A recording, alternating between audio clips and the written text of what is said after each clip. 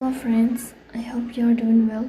Today we will talk about how to fix or how to solve the problem of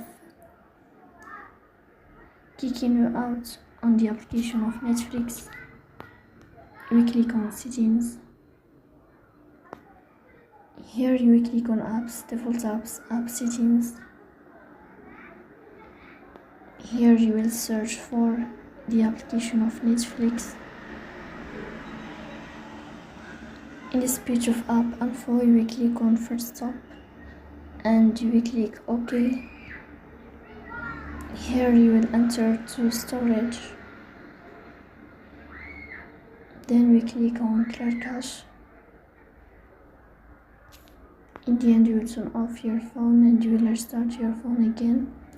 So please don't forget to support us by like and subscribe.